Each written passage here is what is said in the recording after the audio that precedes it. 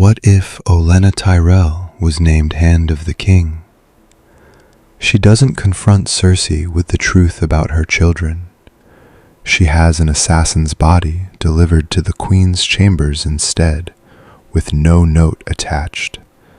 That's not diplomacy.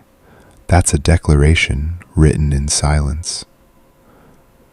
And Tywin Lannister has never once faced an enemy who fights entirely with paperwork and patience. Let's get into it. The candles in the small council chamber had burned to stubs, and still the king would not sit. Robert Baratheon filled the room the way a storm fills a valley, too large for it, restless in it. His boots scuffed the same 3 flagstones back and forth, while Renly lounged in his chair, and Varys folded his hands and waited for the weather to break. 6 months of him refusing my ravens, Robert said. 6 months. Jon's barely cold in the ground, and there's not a man in the 7 kingdoms I'd trust with the pin, except the one who won't take it unless I ride 1,000 leagues north and beg him to my face like a green boy asking for a dance. Lord Stark is a proud man, Varys offered. Ned Stark is a stubborn man. Robert seized the wine jug, found it near empty, and scowled at it as though it had betrayed him. There's a difference. Pride you can flatter. Stubbornness just sits there and stares.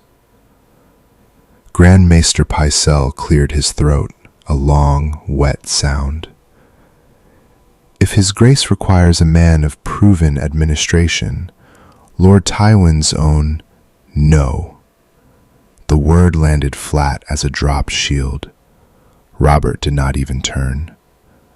Tywin's got his claws in half my council and both my children's faces.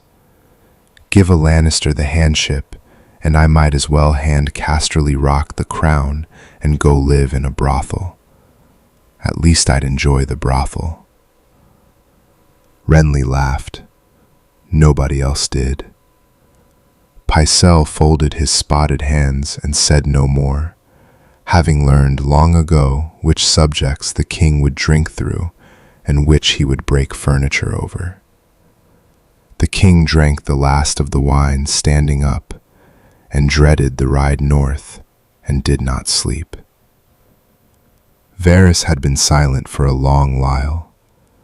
When he finally spoke, it was gently, the way a man sets a coin on a table and slides it forward. There is one name, he said, that his grace has not considered, precisely because no one ever does. Go on, then. The Lady Ollena, the Dowager of Highgarden. A faint smile. The only soul in Westeros who frightens Lord Tywin more than dragons ever did. Robert barked a laugh loud enough to rattle the shutters. An old woman? You want me to make an old woman my hand? I want his grace to make a rich old woman his hand. The Reach feeds half the realm out of its granaries. House Tyrell has more gold in its cellars than the crown has ever counted, and in 300 years, no one has once offered them a seat that mattered. Varys let it settle. A hungry house is a loyal house, Your Grace, for a while. Robert stopped pacing. Something moved behind his eyes that had not been there all evening. Not hope. He had buried hope years ago. But the ghost of the boy who had once done a thing simply because it would horrify everyone. Tywin would choke on his own tongue, he said slowly. Almost certainly. Cersei would scream the keep down. One imagines. The king grinned. He called for a maester before Varys could talk him out of it, and dictated the letter himself, savoring each line, laughing twice at the scandal of it. The raven went out before the wine was cleared, leg banded, sealed in black wax, and the crowned stag launched into a night too dark for anyone to mark which way it flew. No word reached the queen's chambers, none reached the rock.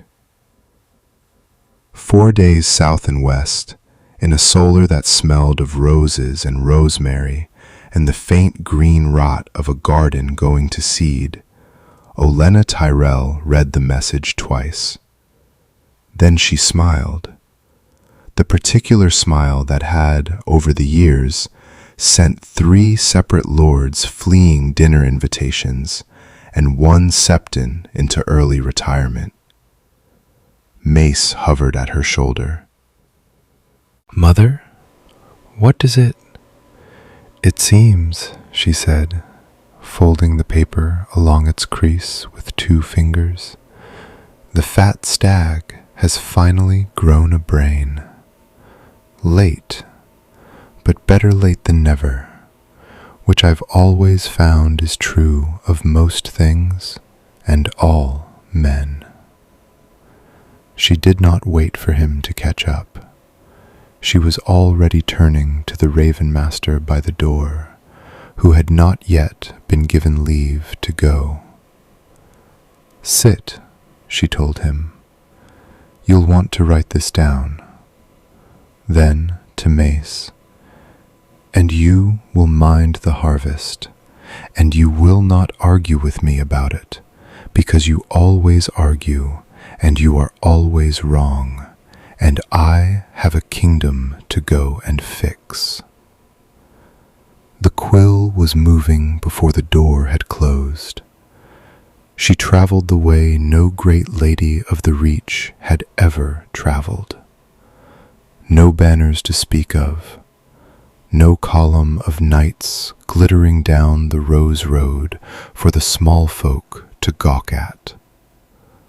Ollena Tyrell went to claim the 2nd seat in the 7 kingdoms with a train of grain masters, 4 wagons of account books bound in Reach leather, and an escort small enough to insult anyone who cared to be insulted. Mace had wanted to come. Of course he had.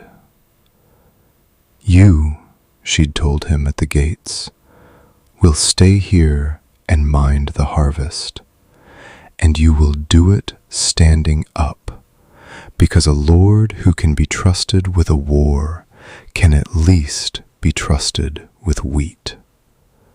I will not have you in that city cutting your food into the shape of a crown and calling it ambition." Marjorie rode beside her instead, and the girl was worth 10 of her father. "Tell me," Ollena said, as the towers of Highgarden sank into the green behind them, "what does the crown owe Casterly Rock?" "No one knows the true figure, grandmother." "Wrong. Someone always knows. The trick is being someone." She tapped the wagon at her back with her cane. "By the time we reach the Blackwater, you'll know it is copper, and so will I. Knowing it will be worth more than every sword your father owns." "And if they won't show us the books?" "Then they've told us something more useful than any book could." Ollena watched the road unspool ahead, the great east-flowing river of the realm's trade. Wagons and drovers and pilgrims all bound for the same hungry city. Remember it, girl. A man who guards his ledger the way a mother guards a child Is a man with a child in there worth stealing? The news reached the Red Keep the way rot reaches fruit, from the inside all at once. Cersei Lannister received it standing at her window, and for a long moment she said nothing at all, which frightened her handmaids more than screaming would have. An old woman. Jaime leaned in the doorway in his white cloak, one shoulder against the frame. He has given my father's place, the handship, to an old woman who smells of rosewater and rot, and he did it without a word to me. Robert rarely troubles you with words, Jaime said. I'd always thought that the one mercy of your marriage. She turned, and the look she gave him could have curdled milk. This is not a jest. No, he agreed, and for once he wasn't smiling. No, I don't suppose it is. 2 floors below, Peter Baelish did not waste his evening in fury. Down in the counting rooms, he worked by a single candle, unbinding certain ledgers and rebinding others, moving 3 years of careful entries into a language only he could read. He had outlived clever men before. He had simply never had to outlive an auditor. And in the shadow of a pillar where the 2 corridors crossed, Varys watched them both, the Queen's cold silence and the little man's busy candle, folded his hands into his sleeves and said nothing at all. It was the thing he did best. It had kept his head on his shoulders through 2 kings, and would keep it through however many were left. 2 weeks later, the Thorns arrived. The court had gathered to watch, all of it pretending not to. Word had run ahead of her down every corridor. The old Reach woman, the king's mad whim, the insult to the queen's own family. And so the hall was fuller than any petition day, packed with lords who had discovered urgent business at the Red Keep that could not wait. Ollena Tyrell crossed the length of the throne room slowly, leaning on her cane, in a plain gray gown worth less than any 3 dresses in the hall, and every eye followed her, and every mouth stayed shut. She stopped before the Iron Throne and dipped into a curtsy that was a hair too shallow to be respectful and a hair too deep to be challenged. Your Grace, you look terrible. I'd heard the crown was heavy. I hadn't heard it do that to a man's face. Robert threw back his head and laughed, a real laugh, the first in months, and half the court flinched at the sound.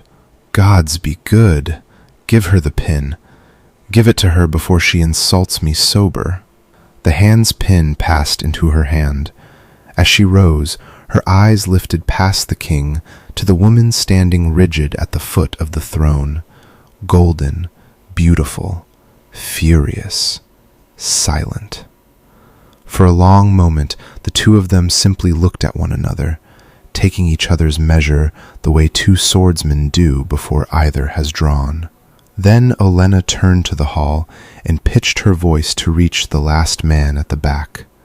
I do hope, she said, someone here still knows how to keep proper accounts. Someone, it turned out, did not. Her first command as hand was not for soldiers or septons. It was for paper. Every ledger the master of coin keeps, she told the small council on her second morning. Back to the day Robert took the throne. Every entry, every loan, in my chambers by week's end, and complete.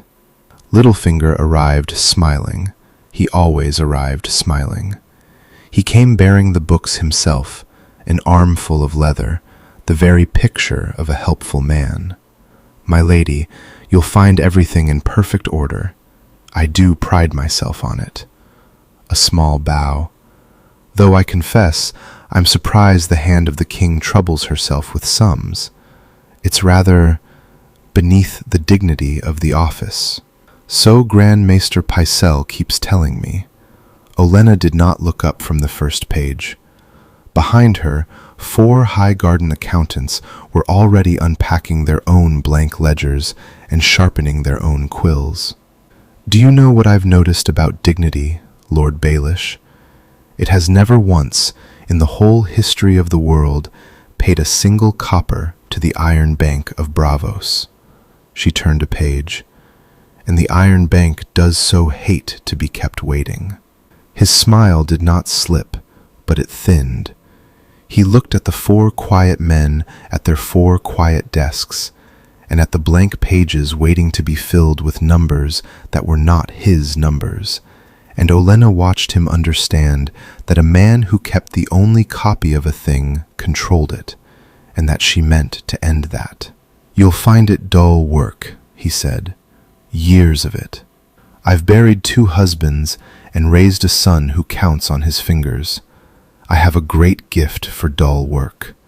She waved him toward the door with the back of her hand. "Off you go. My clerks bite." The discrepancies surfaced within 3 days. They came to her one at a time, quietly, the way servants come with bad news. Brothel taxes recorded at twice what the brothels had paid, the difference vanishing into no pocket the ledger would name. Attorney at Lannisport billed to the crown once, and then, 40 pages on, billed again. A dozen minor lords whose debts to the throne had simply stopped, forgiven. No reason set beside any of them save a small notation in a careful hand, a hand she was beginning to know as well as her own. None of it was clumsy. That was what she marked. A thief who steals in plain columns is a fool. A thief who hides theft inside honest arithmetic is a craftsman, and a craftsman is patient, and a patient man is the only kind worth fearing. Ollena said nothing, not to Baelish, not to the council. Instead, she had every ledger copied, every page, in a locked room, by candlelight, her own people and no others, and the copies carried out of the keep to a place only she knew. The night it was done, a page came running. Baelish's men had gone to the counting rooms after dark to collect the books for review, and had found the shelves already bare. Her copies had left by the river gate an hour before his men reached the door. An hour. She had beaten him by an hour, and she did not let herself forget how thin an hour was. That night she opened a fresh book of her own, and on its first page she wrote a single name, Baelish, and understood, without vanity, that he was the most dangerous man in the city, and the only one who had already guessed what she truly was. The number she carried to Robert alone. He was in his chambers with a boar spear across his knees and a cup in his hand, and when she set the tally before him, he squinted at it as though it were written in High Valyrian. "That can't be right." "It is right. I've had it checked 4 times. You owe very near 6 million gold dragons, Your Grace. More than half of it goes to Casterly Rock. At interest no honest lender would offer a king, which tells you something about the man who offered it." The cup came down. The color went out of his face, and for a moment the great bull of a man looked almost small, the way men do when a number reaches them that a spear never could. 6. He couldn't finish it. How deep does it run? Ollena looked at him without pity, because pity would not help him, and pity had never helped anyone. Deep enough that your good father could call the whole of it in tomorrow morning and own your crown by supper, she said, which is precisely why we are going to stop paying him. Not paying Tywin Lannister meant, first, dealing with the man who had helped him bleed the crown. She did not do it before the council. She did it in a small room with a single door, the true ledgers and the false ones stacked side by side on the table between them, so that Baelish would understand the moment he walked in exactly how the evening was going to go. He understood. He kept smiling anyway. That was the thing about him. The smile was the last thing to go. "You've been busy," he said. "So have you, for rather longer." She tapped the false ledger with one finger. "This is treason, Lord Baelish, dressed as bookkeeping. I could lay it before the king tonight and have your head on the mudgate by morning." "You could." He did not sit. His eyes moved once to the door, once to the copies, doing sums of his own. "Though I wonder whether a woman so new to this court truly wants to begin by making so public an enemy. I have friends in this city, my lady, in corners you haven't found yet." For a heartbeat, the room tilted toward him, the threat that would have landed on someone less prepared. Then Ollena smiled. "I'm sure you do. I also have copies, in places your corners don't reach, to be opened by people you'd rather not meet, should anything at all befall a frail old woman in her sleep." She let it sit. "So, you may resign the mastery of coin quietly and keep your head and keep your charming little brothels, or you may explain these numbers to the council. Choose quickly. I'm old, and I have less patience than I had this morning." Baelish inclined his head, a man dressing a defeat as a courtesy. "I'd be honored to advise my successor," he said, "from whatever humble post my lady sees fit." "I thought you might." The council heard the rest of it the next morning. The Reach, Ollena told them, would lend the crown enough to begin repaying Casterly Rock at once, at honest interest, on terms written plainly, with an eye to replacing the Lannister debt entirely inside a few years. Pycelle's chins wobbled with concern. "But this, forgive me, this merely trades one great house's leverage over the crown for another's." "Highgarden's gold is still a leash, my lady, however prettily you tie it." "It is," Ollena agreed, so readily that he blinked.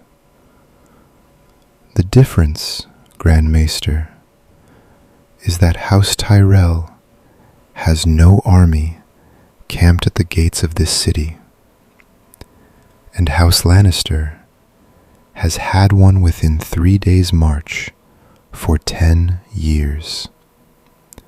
A leash frightens a man rather less when the hand holding it can't strangle him with the other." Renly Baratheon laughed and slapped the table. "Gods, I like her. Do it.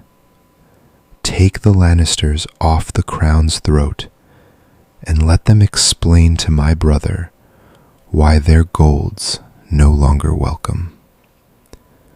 He was grinning as he said it, and every man in the room understood he was thinking less of the crown's debts than of his good sister's face when she heard.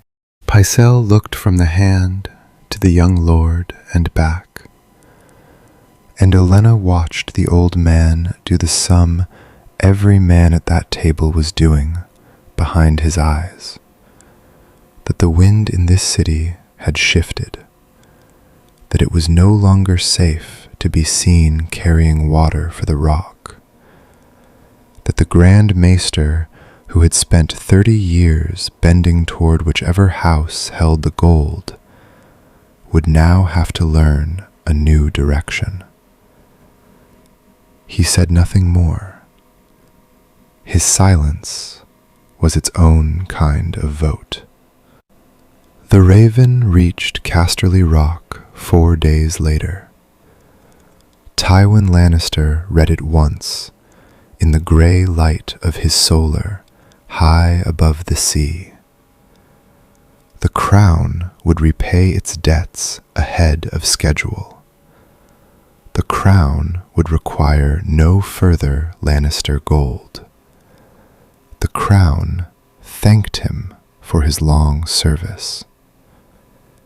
He set the letter down and smoothed it flat with one hand, and his face did not change at all, which any man who had served him would have known to fear far more than shouting. For a long while he looked out at the water. A lesser man would have called it an insult and answered with a march. Tywin Lannister had watched the Rains of Castamere learn what a march bought a house that overreached, and he had no intention of teaching the lesson to himself. Then he drew a fresh sheet toward him and began to write, in a hand as straight and cold as a blade, to his daughter. It was time, he wrote, to remind this old woman of the Reach exactly whose family had built this kingdom, and exactly what it cost to be reminded. The letter reached Cersei, and Cersei answered it in the only language she trusted, a feast. She threw open the queen's ballroom to half the noble houses in the city, and seated the hand of the king at the very foot of the lowest table, below a hedge knight's widow and a Braavosi wine merchant, where the whole hall could see exactly how little the Dowager of Highgarden was worth in this court. For a moment, it worked. The lords glanced down the table and then away. A snub was a snub, and everyone present knew how to read one. Then Ollena arrived, an hour late, leaning on her cane, in the same plain gray she'd worn to take the pin, and made the snub vanish simply by refusing to notice it. She sat where she'd been put, patted the hand of the startled wine merchant beside her, and proceeded to be the most interesting person in the room from 30 feet below the queen. She had a story about Cersei's grandfather that made the widow choke on her cup. She had a remark about the Lannister banners over the doors. So much gold, so few ideas, that traveled table to table faster than any servant. By the third course, half the hall had turned its chairs a few degrees toward the foot of the room. At its head, in cloth of gold, Cersei talked louder about upstart houses that forgot their station, and no one heard her. Marjorie, seated among the younger ladies, said little and watched everything. How a room could be taken without a single raised voice. How a throne meant nothing at all if the people in it were facing the wrong way. She folded the lesson away. Somewhere she meant to keep it. The council chamber finished what the feast had begun. Cersei came the next morning to press her father's case, that the crown's new friends were untested, that the Reach reached too far, too fast. She got 3 sentences into it. "The Reach," Ollena said mildly, not looking up from her papers, "grows the grain that feeds very near a third of the small folk in this city. I mention it only in passing. Bread has such a way of concentrating the mind, don't you find, when it stops arriving? She let the fact lie on the table like a knife nobody wanted to pick up. Robert, bored all morning and delighted with his hand for a month, waved a heavy hand. She's right. She's always right. It's insufferable. He turned from his wife to his hand 3 times in the space of an hour. On the grain, on the debt, on the choosing of a new master of coin. Each time before the full council, each time leaving the queen a shade paler. On the 3rd, she rose without leave and left the chamber, her skirts snapping behind her like a struck sail. Behind the throne, in his white cloak, Jaime Lannister watched his sister go and, for once, found nothing clever to say. He had seen men lose fingers, hands, heads. He had not often seen his sister simply lose. It sat strangely on her, and stranger still on him. That night, Varys came to her chambers by a door most people did not know was there. He brought no ledgers. My lady. He set no papers on her table, because what he carried could not be written down. I have kept a certain thing for many years. I have never once dared use it.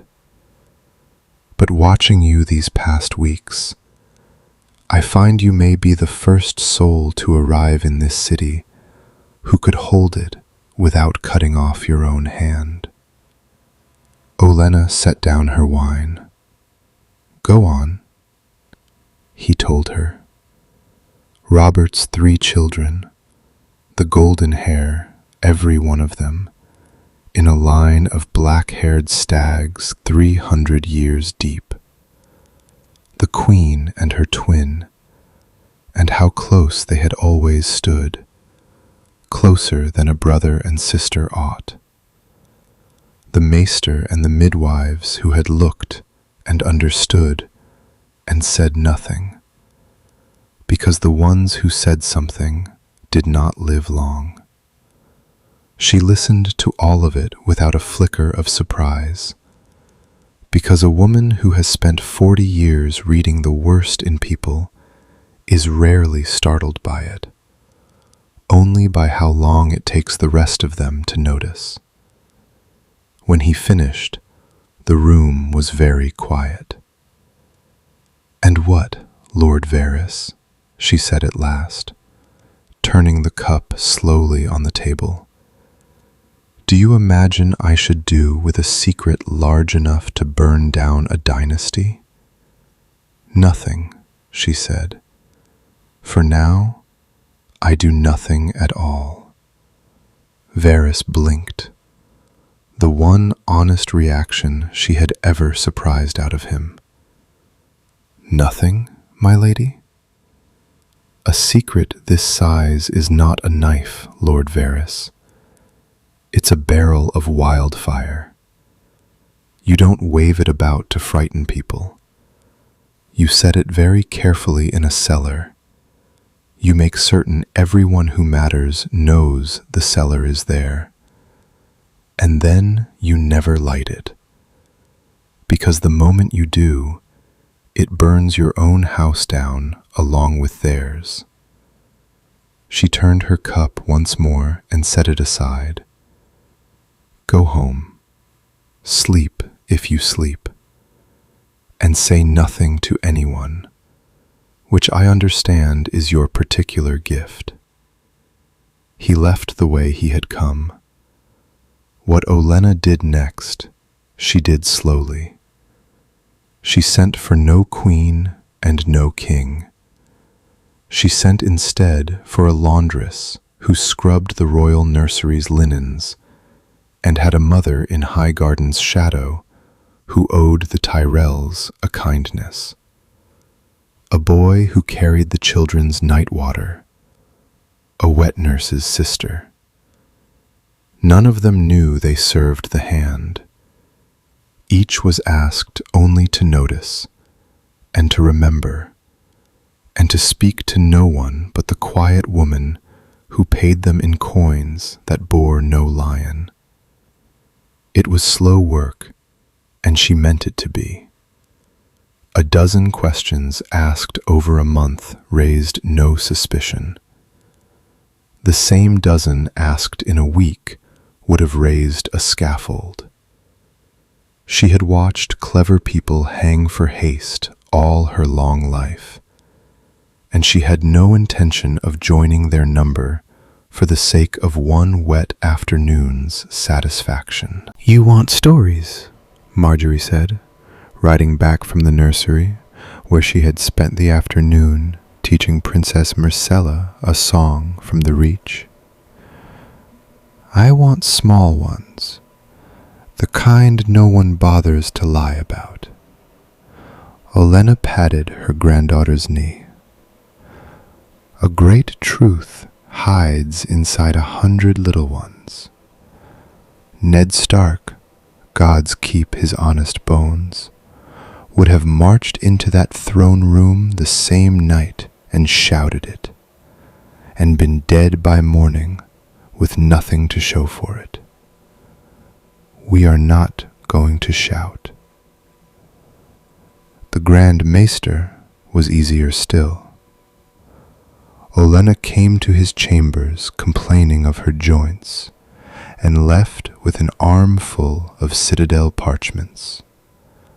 The lineage of House Baratheon, 3 centuries of it, hair and height and the shape of a jaw, set down by maesters who had never dreamed what an old woman might want with it.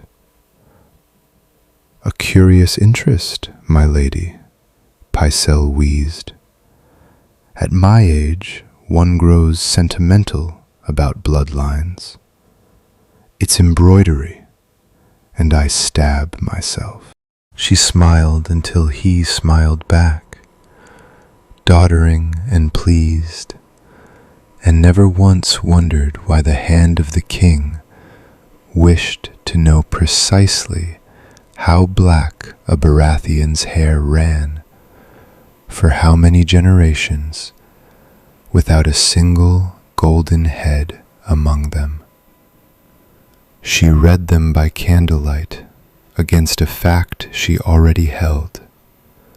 3 royal children, gold as coins every one.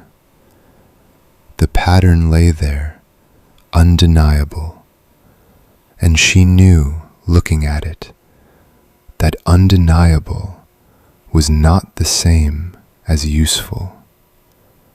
Paper did not empty a throne. A kingdom did not rise for the shape of a jaw. She needed a living mouth. She found one. It came threaded through a laundress's small story, that when the Golden Prince was born, there had been a midwife, an older woman, sure of hand, paid a great deal of coin very suddenly, who had left the keep within the month, and never once returned to a city where such women were always wanted. Her people found the woman in a fortnight. A village in the Reach, a stone's throw from a Tyrell bannerman's holdfast. Her own country, not Cersei's. Retired on more silver than a midwife earns in a lifetime of catching babies. She was paid for silence, Ollena murmured, reading the report a second time. which means there is something worth being silent about. A portrait can be argued with. A frightened old woman who held the truth in her two hands cannot. Here at last was the thing paper could never be. A witness who had seen with her own eyes, who could stand before a septon and a council and speak, and turn a suspicion into a fact a kingdom would have to answer. A witness could also be bought, or frightened, or found in a garden with her neck turned wrong. The difference between the two outcomes was speed and secrecy, and which household reached her first. She reached for fresh paper, and her voice, when it came, was very calm. Send it to her, quietly. Tyrell men, no crown's colors, by the river roads. She set the quill down, and pray we reach her first, because if Cersei ever learns this woman is breathing, she will not send coins next time. She will send a knife. The midwife came by the river roads, and while Ollena's men rowed her west to safety, the hand turned to the second front of her war. She notified Casterly Rock, in a letter as flat as a ledger line, that the crown would begin repaying its debt in full, at once, in gold, not in the soft coin of favors and forgiven trespasses that Tywin Lannister had always preferred. His collectors arrived within the month, expecting the usual dance, a delay, a plea, a fresh trade of gold for grievance. They found instead a treasury clerk with a strong box and a smile, ready to count out every dragon owed, receipts in triplicate, nothing to haggle over, and nothing to hold. They were, one of them wrote back to the rock, honest men of coin, who had come to collect a debt, and been made to feel like beggars for having doubted it would be paid. Which was, of course, precisely the humiliation Ollena had designed for them. A debtor who cannot pay belongs to his lender. A debtor who pays on the day, in full, belongs to no one. The collectors rode back to the rock with their gold, and the unwelcome news that the leverage House Lannister had held over the throne for a decade had just been handed back to them, coin by coin, as politely as a returned dinner invitation. Tywin read the tally in his solar, and did not so much as set down his pen. He understood, better than any man alive, what had been taken. Gold he had in plenty. Gold was never the point. The point had been the leash, the quiet certainty, shared by every lord in the realm, that the crown sat where Casterly Rock allowed it to sit. That was gone now, paid off, and a Lannister without leverage was only a rich man with enemies. He drew a map toward him and began, without heat, to mark the names of Westerland's lords who could raise men within a fortnight. Not for war, not yet. A message only, the kind a careful man leaves where his rival is sure to find it. He did not write to threaten. Threats were the tools of small men who could not afford to act, and Tywin Lannister had always been able to afford to act. He wrote instead to prepare, so that if the day came when threat gave way to sword, the swords would already be sharpened, and the granaries already full, and no one would be able to say afterward that Casterly Rock had been caught looking the wrong way. In King's Landing, Cersei felt the change in her father's letters before she could name it. The lines had grown shorter. That, more than any threat, frightened her. And for the first time since Ollena took the pin, the Queen began to make mistakes that showed. The first mistake had a name and a body. They found the laundress at dawn in the rose garden, face down among the thorns, her neck turned the wrong way. No wound anyone could name in a court of law, no proof of any hand, only a girl who had scrubbed the nursery's linens and asked perhaps one question too many, laid out where the hand of the king would be certain to hear of it before her morning bread. She had been 18, and she had a mother in the Reach who had thought her daughter safe in service to a great lady. And now that mother would receive a small purse and a lie about a fall. The purse would be generous. Ollena would see to that herself. It was the only apology the game permitted her to send.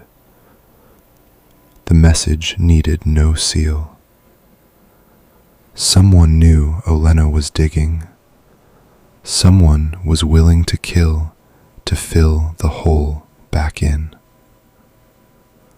Ollena heard it standing at her window, and she did not weep, and she did not flinch, and the servant who brought the news would swear afterward the old woman's face had not moved at all.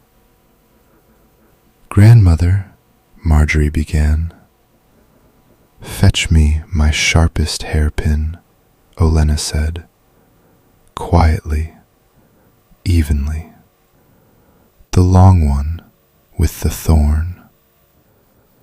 "Are you?" "I am perfectly well." She kept her eyes on the garden below, on the small commotion around a shape in the grass she would not let herself look at directly. "A woman in my chair does not get to grieve where anyone can see her do it, child.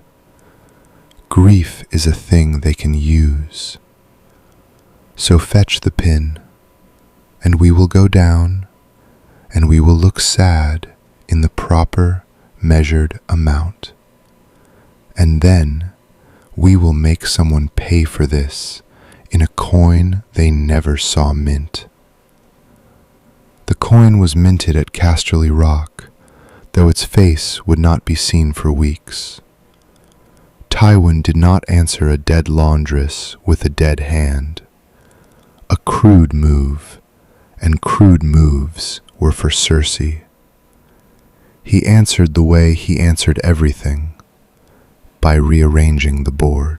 Through careful intermediaries, he opened a quiet negotiation with Dorne, testing whether Prince Doran might consider a match for a certain widowed queen, should she one day find herself widowed in fact. He did not say why a widow's marriage should matter while her husband still hunted and drank and lived. He did not have to. He was a man who bought his umbrellas in the dry season. And he sent his brother. Kevan Lannister rode into King's Landing under the honest banner of court business, a review of the Western levies, a matter of the Queen's household accounts, and settled into the Red Keep with the quiet permanence of a stain. His true office no one wrote down, to be Cersei's steadier eyes, and to watch precisely where the hand's own eyes turned. Ollena knew him for what he was within a day. There was no cleverness in Kevan Lannister, and that made him more dangerous than the clever ones, not less. A clever man could be tempted into an error, but a dull, dutiful man who simply watched and wrote down what he saw gave you nothing to work with at all. She began, quietly, to feed him small, true things, harmless movements, tedious meetings, so that when the day came she needed him to believe a lie, he would already be in the habit of believing her.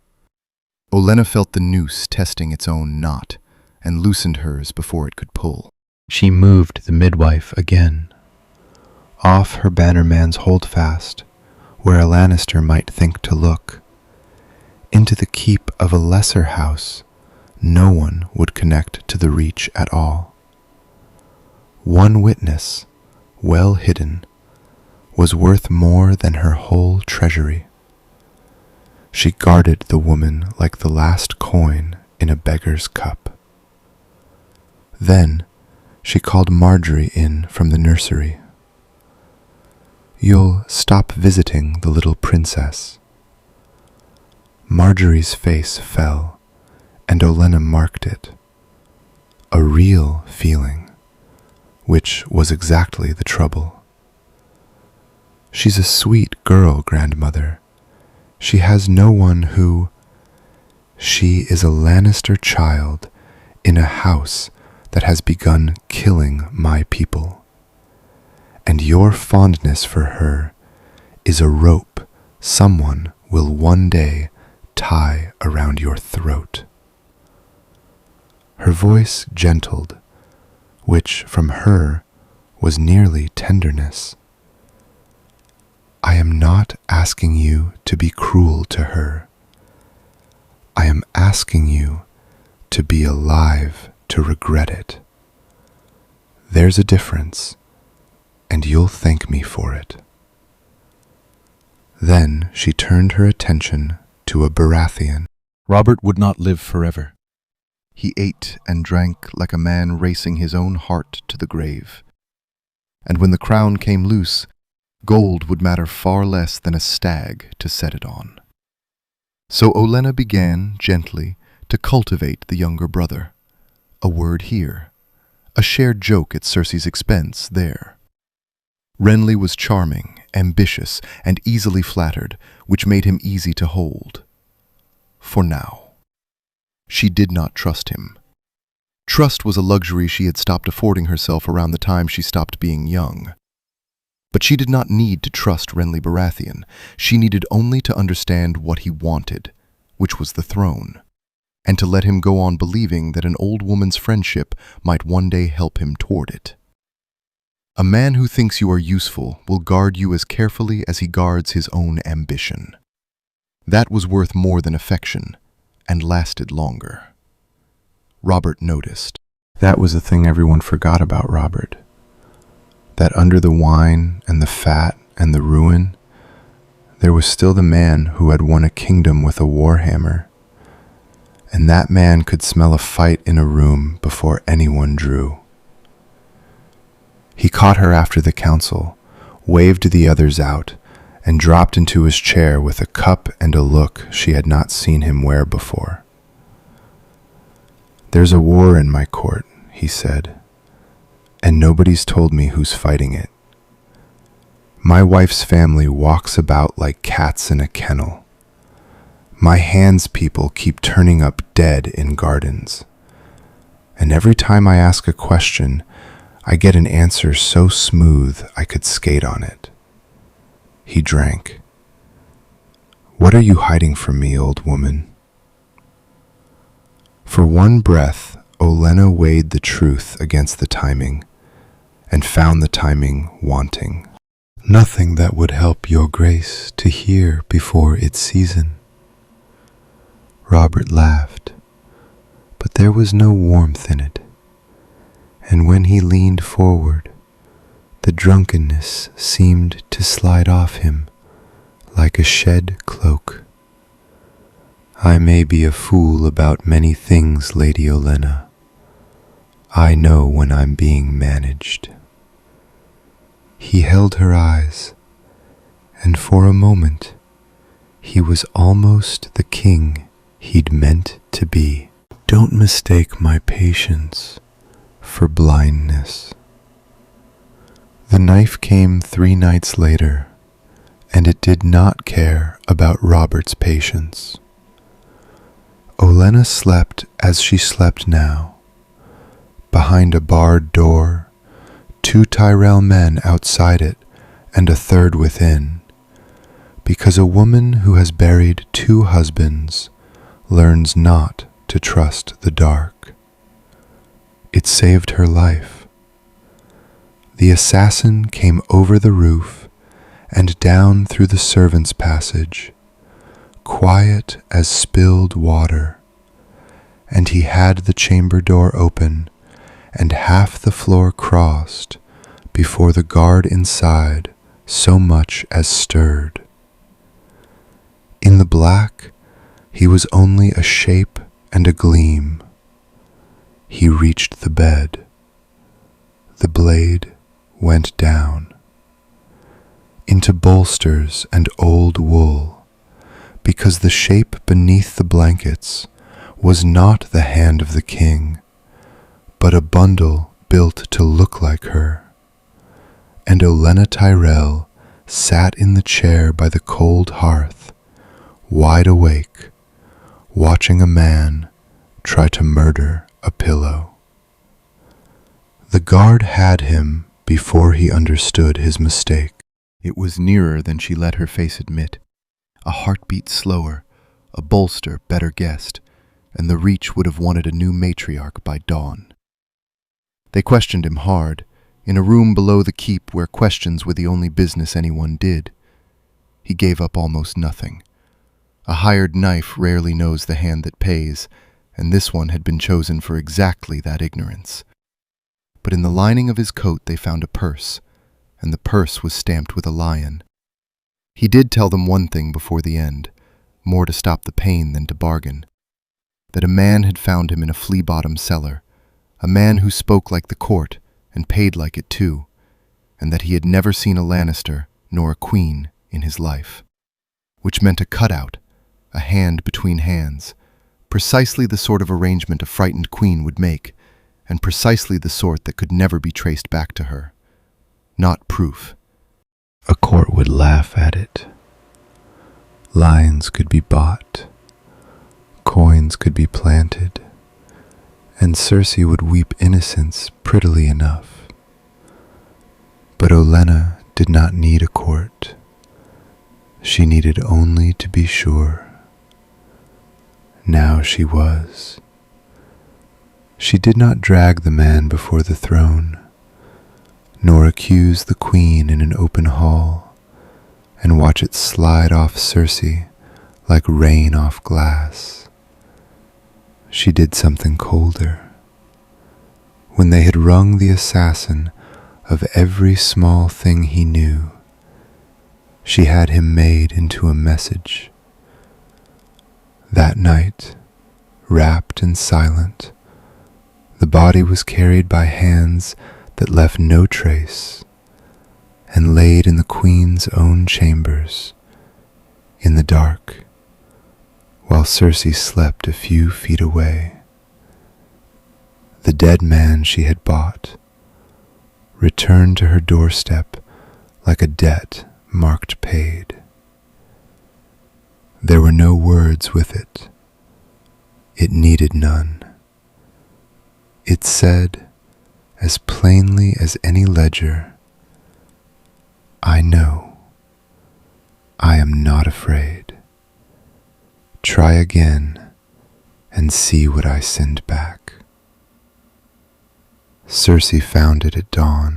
Sir Barristan Selmy, who had guarded 3 kings and seen most things a man can see, would say afterward that he had never heard a sound quite like the one that came from the Queen's chambers that morning. Not a scream exactly, something rawer, a noise with the floor gone out from under it. She summoned Jaime before she was even dressed. He came on a run, white cloak thrown on crooked, and found his sister standing over a dead man with her hands shaking. She knows. The court polish had gone out of her voice. It was bare and young and terrified. Jaime, she knows. Not guesses. Knows. About us. About them. Her eyes flew to the door, as though the children were already being dragged from their beds. If it comes out, they're dead. Tommen, Myrcella, Joff, all of them, and you with them, and me. She is holding every one of our lives in one old, withered hand, and she wants us to feel. Jaime looked at the body and at his sister, and at the ruin of the careful lie their whole lives had been built upon. He could kill Ollena Tyrell. He was good at killing. It was nearly the only thing the world had ever let him be good at, and men still spat the name they'd given him for the last time honor and duty had asked him to choose. But a dead hand would only light the wildfire she had surely stored against exactly this, and then the children would burn regardless, and it would be his blade that struck the spark. There was another road, and he hated it more than the first, because it meant sitting across a table from the old woman and asking, and a Lannister did not ask. A Lannister paid his debts and named his price and never, ever begged. But the debt this time was 3 children's lives, and the price was his pride, and that was a coin he found, to his own surprise, he could spend. "Get dressed," he told her quietly. "Say nothing. Do nothing. Send no more knives. You've only shown her your hand, and she's already read it." He was turning for the door, already deciding, in the way that had cost him his honor once, and would cost him again. "There's one person left who can end this before it ends all of us, and you're too frightened to sit across from her. So I will." He came to her solar the next morning, under the thin pretext of Kingsguard business, and Ollena took one look at his face and waved every servant, guard, and clerk out of the room. "Sit down, Sir Jaime. You've the look of a man who came to make a bargain, who hasn't yet worked out he's already lost it." He did not sit. Kingsguard rarely did. He stood in the middle of her solar, in his white cloak, golden, famous, and for once entirely without anything clever to say. "I won't insult you by denying it," he said at last. That was as near to surrender as a Lannister came, and they both knew it. "You know what my sister's children are, what I am to them." His jaw worked. "So tell me plainly, my lady, because I've had my fill of clever people this year, what do you mean to do with it?" Ollena considered him, not unkindly. She had known men like Jaime Lannister all her life. Men handed a sword and a fine face and told to let those do their thinking, who then went quietly mad from the waste of it. I've no interest in dead children, Sir Jaime, whatever you've heard of me. Cutting the throats of babies for their mother's sins is Cersei's sort of arithmetic, not mine. I don't want your niece and nephews in the ground. She let it land and watched some knot in him ease a fraction. I want them to be useful. There is a very great difference, and your family has never once grasped it, which is precisely why you keep losing to me. She told him the price the way she told everyone the price, without drama, as though reading a bill. The debt, all of it.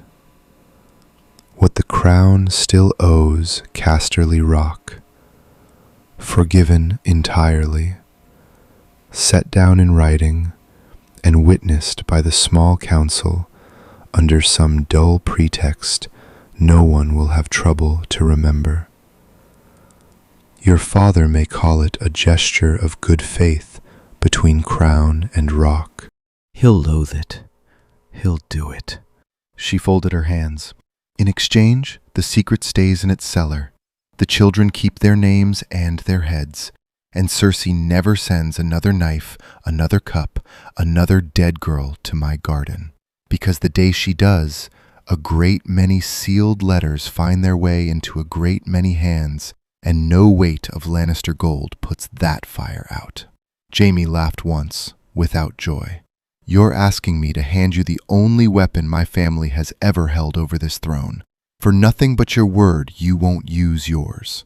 For your family's survival, which, counted honestly, is rather a lot to get for a stack of forgiven paper. She tilted her head. You came here to save 3 children and your own neck, Sir Jaime. I'm offering you all 4. Most men would have the grace to look relieved. He stood for a long moment. Then, because there was no other card in his hand, and he had always been quicker than men credited, he inclined his golden head. Draw up your paper. I'll see it done. He had just traded the most valuable secret in the 7 kingdoms for silence, and he walked out knowing it, and knowing too he'd had no other choice, which was somehow the worst part. He rode for Casterly Rock himself, because some things cannot be trusted to a raven, and told his father, face to face.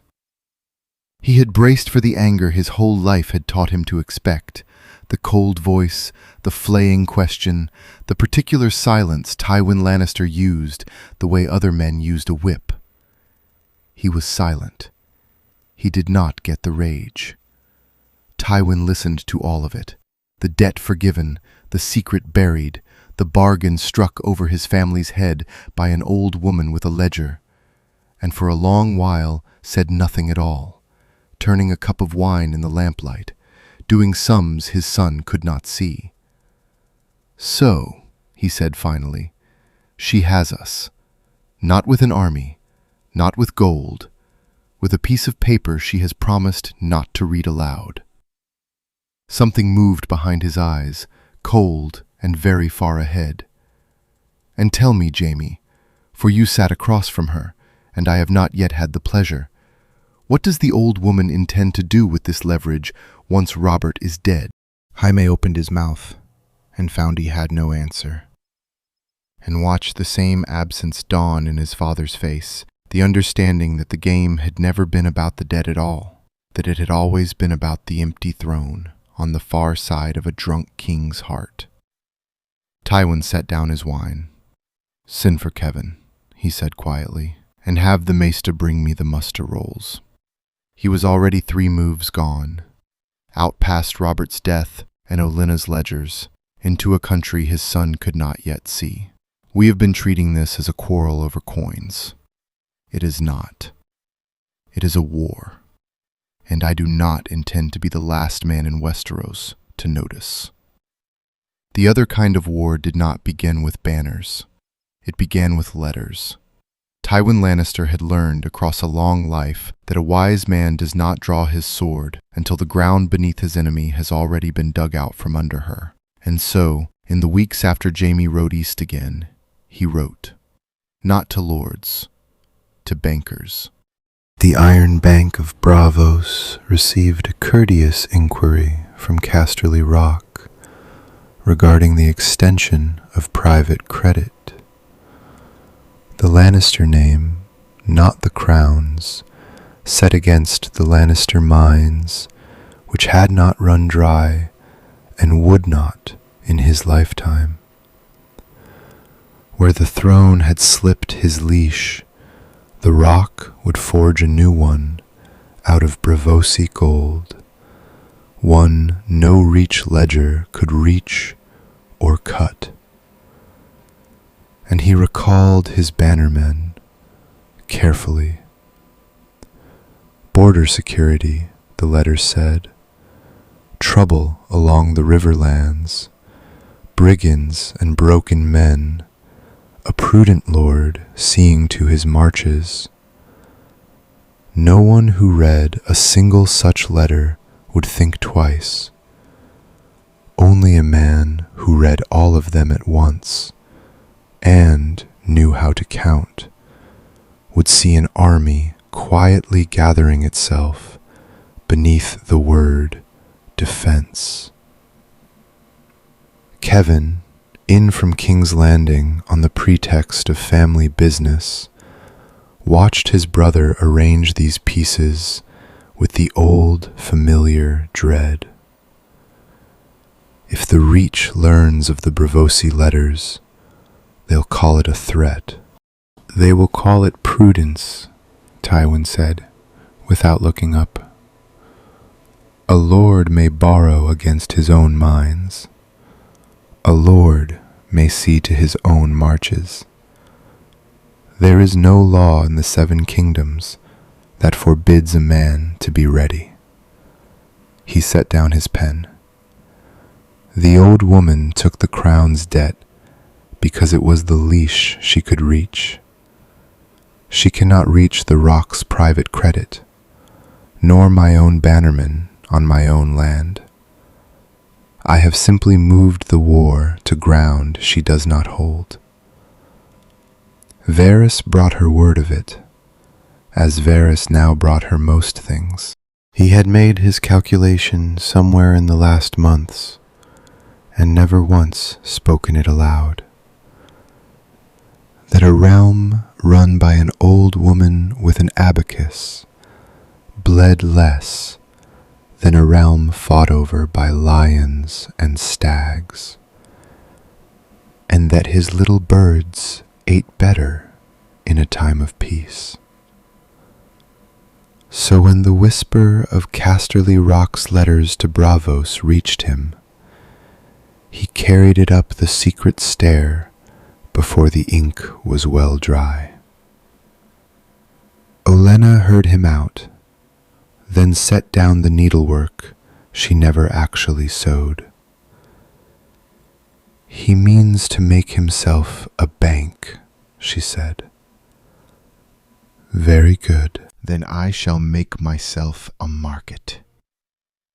Where Tywin wrote to one bank, Ollena wrote to a dozen merchant princes, Pentos, Myr, Lys, the fat trading houses of the free cities who cared nothing for stags or lions and everything for the Reach's grain, its wine, its wool, the endless golden bounty that flowed out of Highgarden and fed half the world.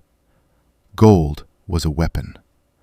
But a weapon in one hand could be answered by a weapon in 100 others, and she meant to see that if Tywin ever raised his, the Reach would not be standing in the field alone.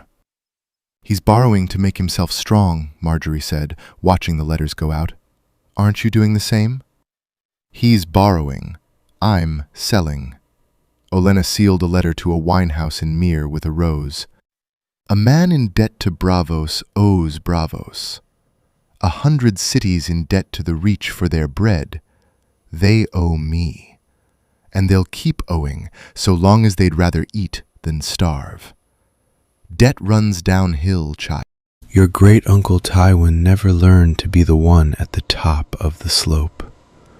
She reached for the next sheet. He fights the war he won last time. That's the mistake old men make.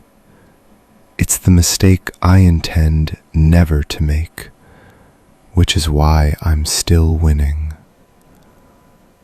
The raven that mattered most, though, came from neither Braavos nor the free cities. It came from Dragonstone, and it was addressed not to the king, but to the Hand. That alone made her set everything else aside. A man did not write past his own brother to the brother's servant unless he had weighed the insult and decided it was worth the cost. The Hand was cramped and joyless.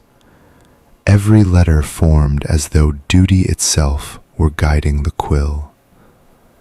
Stannis Baratheon had heard, even on his wind-scoured rock in the bay, the rumors that crawled out of King's Landing, of Lannister gold and Lannister corruption, and a crown that had for years answered to Casterly Rock. He did not accuse. He did not flatter. He wrote only that he would speak with someone in King's Landing who values the law above favoritism, if such a person can still be found there. Ollena read it twice. Then she smiled. Not the cutting smile, but something quieter, something almost like relief. She had spent months hunting an ally for the storm she knew was coming, and here was one who had come hunting her. Rigid, humorless, incorruptible, and next in line by every law of gods and men to a throne whose current occupant was drinking himself steadily toward an early grave. Well, she murmured to the empty solar, there you are. She answered Stannis the only way a man like Stannis could be answered, plainly and with proof. She sent him no compliments, because compliments would only have made him trust her less. She sent him numbers. The true state of the crown's treasury opened to him entire. What had been owed, what had been stolen, what had been repaid. Every figure she had dragged into daylight since the day she took the pin. She gave the sourest man in Westeros the one thing no one had ever thought to offer him. The whole truth, unsweetened, laid out in columns he could check himself. It worked precisely because it should not have. Stannis Baratheon had spent his whole grim life being passed over, lied to, and reminded that he was the lesser brother in every way men measured brothers. He trusted almost no one, and he was right not to. But a man starved that long for honesty will grind his teeth and eat it from an unlikely hand. And so the letters crossed and recrossed the bay, his short and suspicious, hers patient and exact. And slowly, grudgingly, a thing that was not yet loyalty, but might one day harden into it, began to take shape.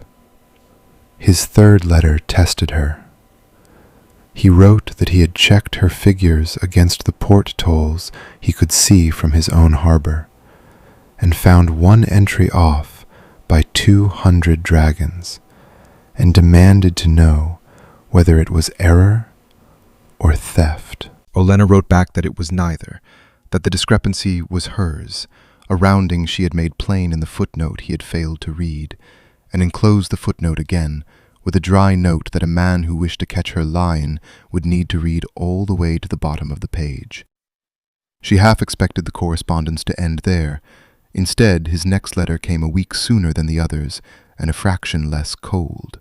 He had, she understood, decided she did not lie. From Stannis, that was nearer to affection than most men's embraces. She knew his kind. Once earned, it would not waver. That was worth more than all the charm in the reach. Robert, for his part, had everything he had ever said he wanted, and it sat badly on him. His treasury was full for the first time in his reign.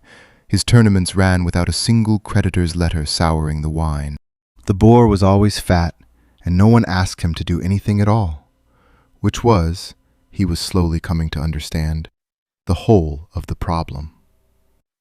He said as much to Renly one night, deep in his cups, the two brothers alone but for servants who didn't count. "She's good, Renly. God, she's good. Better than Jon. Better than any of them." He turned the cup in his big scarred hand.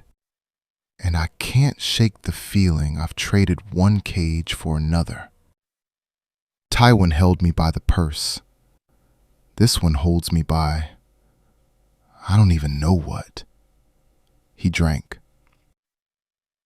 "She rules gentler than Tywin ever did, but she rules. I sit in that ugly chair and I sign what she sets in front of me, and I tell myself I'm the king. And every man in that room knows which of us isn't." Renly made the right sympathetic noises. And Renly, who had a gift for hearing the useful thing buried inside a drunk man's self-pity, folded the whole of it away somewhere safe. Against a day it might be worth something. The chance came, as chances did for Ollena, over supper. A small council dinner, wine and roast, and the easy talk of people who have stopped pretending to like one another.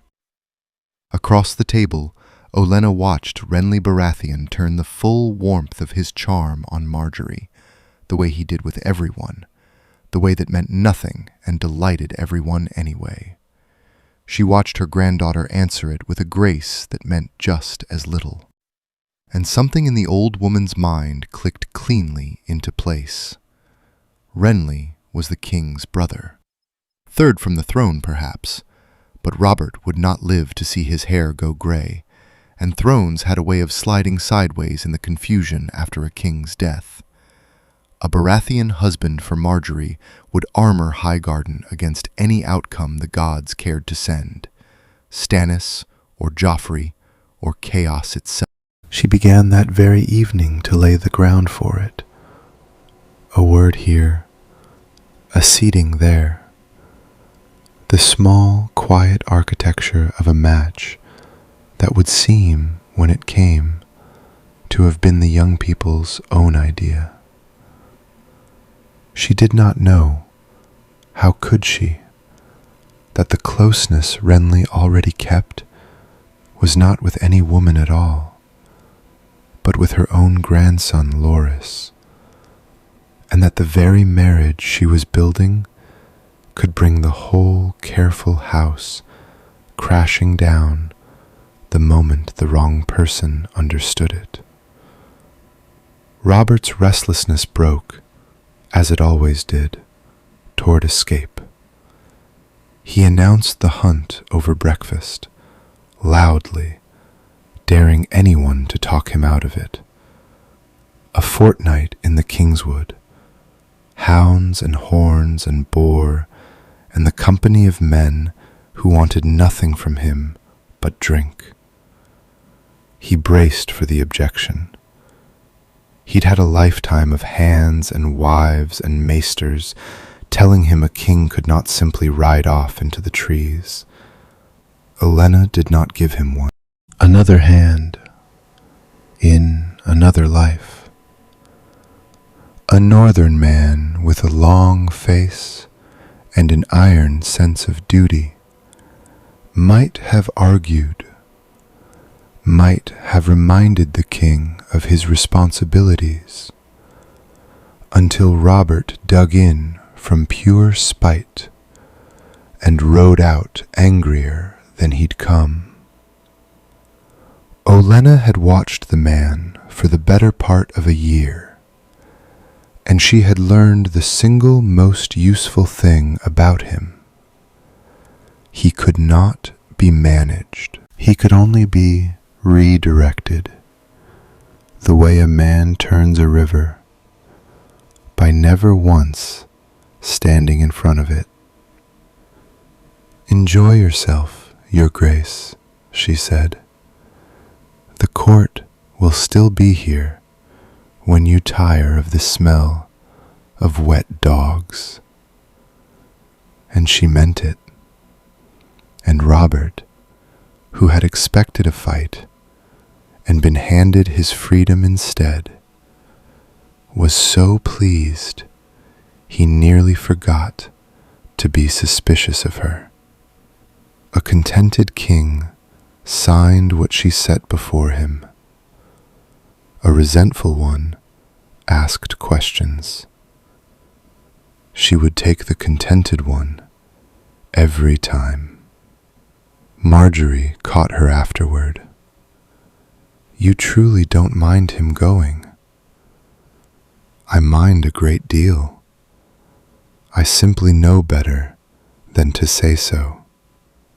Ollena watched the servants haul the hunting gear down toward the yard.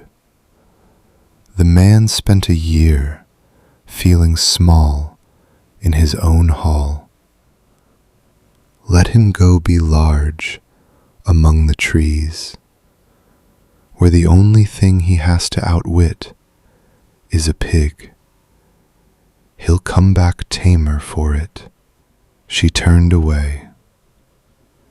You never fight a man for the thing that keeps him quiet. You let him have it, and you get on with the work. Cersei watched the same hunt announced and saw a door. She had been losing for months, and she knew it in her bones. The debt forgiven and gone. The assassin returned to her like a slap. The old woman, holding her children's lives in a withered hand, and squeezing just hard enough to remind her the grip was there. Every board she looked at, she was losing, except this one. Because if Robert died now, before the old woman ever chose to spend the terrible secret she was hoarding, then the throne passed to Joffrey, to her son. A boy king meant a regent, and a regent meant her, with all the weight of Casterly Rock behind her name, forgiven debt or no. Robert dead at the wrong hour ruined her. Robert dead at the right one saved her. She sent for Lancel, her cousin, her creature, a soft and worshipful boy who would have walked into the sea if she smiled at him first. And she spoke to him quietly of the hunt, and of the king's great thirst, and of how a squire's most sacred duty was to keep his king's cup always, always full. In her mind, slow and cold and certain, the shape of a very strong wine had already begun to take form. Ollena noticed the calm before she understood it. She had spent a year reading Cersei Lannister the way she read a ledger, and she knew the woman's every column, the pride, the fury, the fear worn as contempt. And in the days before the hunt, one of those columns went suddenly, wrongly, quiet. Cersei stopped fighting her at council, stopped the little cuts at dinner, moved through the keep with a brittle, glassy serenity that had no business on the face of a woman who had lost every battle she'd fought for half a year. A losing player who suddenly stops struggling has not surrendered. She has seen a move you haven't. Ollena could not name it, she only felt it, the way she'd felt the weight of that first Highgarden raven before she'd broken its seal, the particular stillness that settles over a game just before a blade comes out. So she did the one thing she could do without knowing what she feared. She called her guard captain to her and told him to set quiet men on the hunting party, well back, out of sight. "Watching for what, my lady?" "I don't know," she admitted, which she almost never did. "I'll know it when it happens. Only don't let that party out of your sight." At dawn she stood on the walls and watched the horns and the hounds and the king pour out through the gates in a bright, careless river toward the trees. And she stayed there long after they were gone, one hand tight on the cold stone, unable to shake the sense that she had just watched something ride out that would not all ride back. The party rode out, and across the water, on his rock, Stannis Baratheon was already preparing for what its return might bring. He could not have said what warned him. Only that the old woman's letters had grown careful in a particular way. The way a person writes when the ground beneath them has begun to shift, and they do not yet wish to say so aloud. Stannis had spent his whole life watching for exactly that. He did not hope. Hope was a weakness other men indulged. But he prepared. He sat late with Maester Cresson, the old man who had raised him more truly than his own father ever had. And together they went once more over the thing Stannis already knew by heart.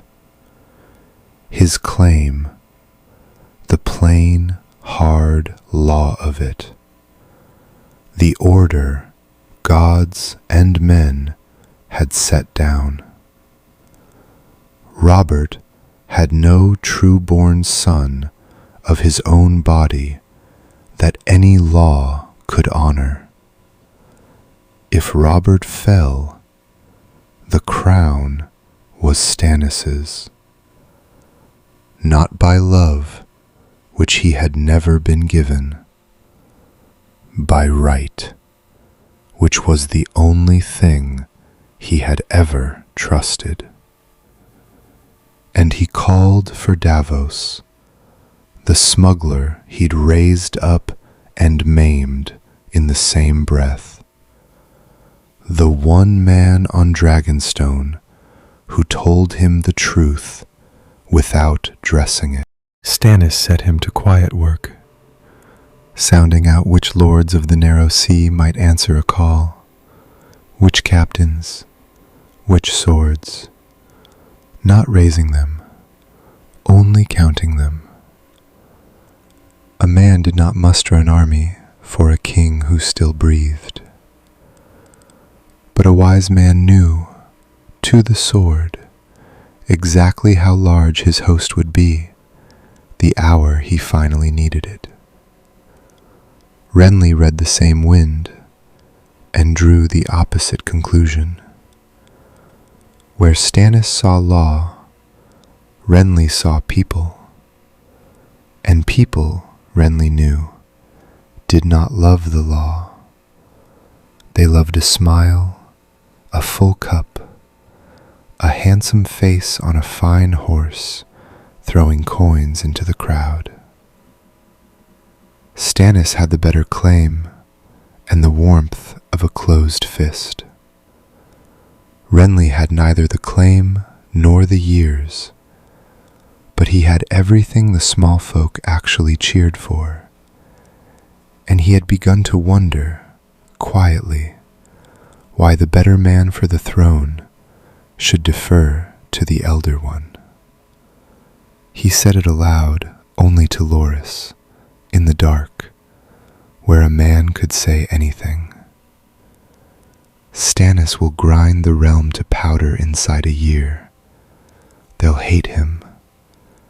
They already hate him, and he hasn't even done anything yet. Renly's fingers traced idle patterns. I could be loved, Loras, truly. With your grandmother's swords behind me, and your sister's hand in mine, who in their right mind chooses the miserable one on the rock? Your brother has the law, Loras said. My brother has the law, and no army worth the name. I'd have the army. Renly's smile thinned into something more serious and more dangerous. But it would have to be fast. The moment Robert's cold, Stannis starts quoting Succession at everyone who'll stand still. If it's to be me, it can't wait a day. And my grandmother? Loras asked. She favors your brother. Everyone can see it. She's been writing to Dragonstone for months. Your grandmother favors whoever keeps Highgarden safe and the Lannisters bleeding. Stannis is only her first guess. Renly rolled onto his back, staring up into the dark. Show her a Baratheon who'll actually be loved, one already half married to her own blood. And watch how fast her first guess becomes her second. She's a merchant, Loras. Merchants change their minds when the price changes. I only have to get a better price.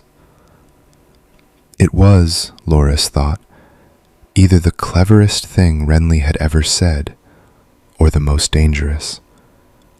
He did not yet know it could be both. The word reached King's Landing on the 11th day, and it came wrong. The hunt was to have lasted a fortnight.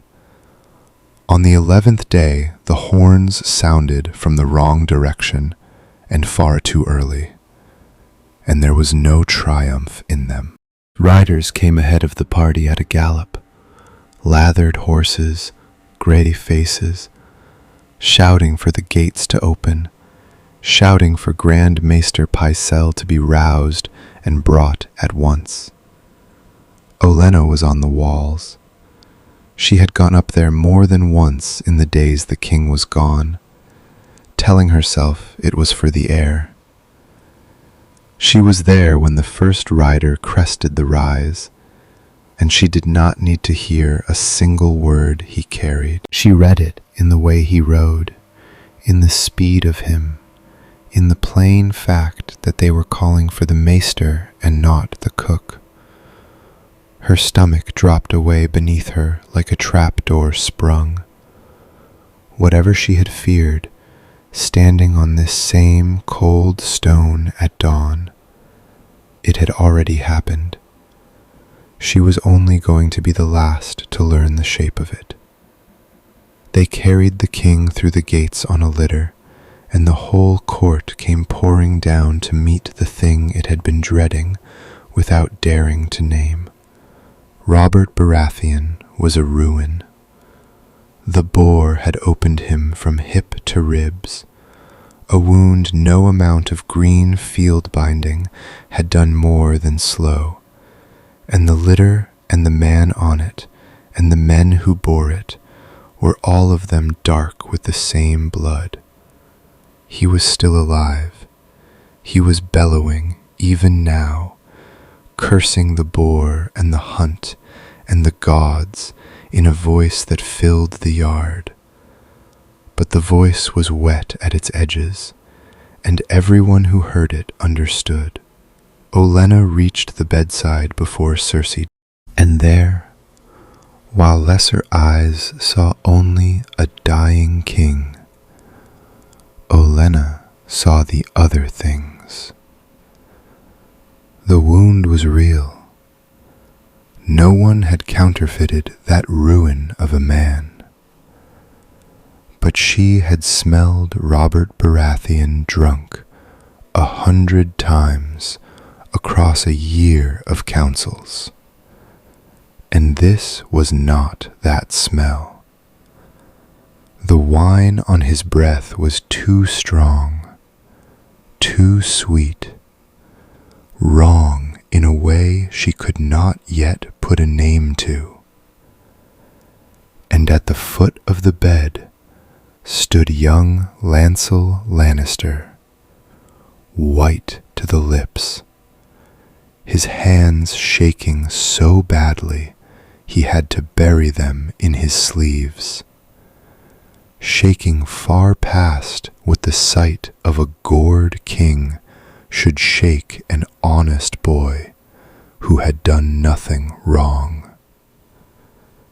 She marked all of it and said nothing, and waited.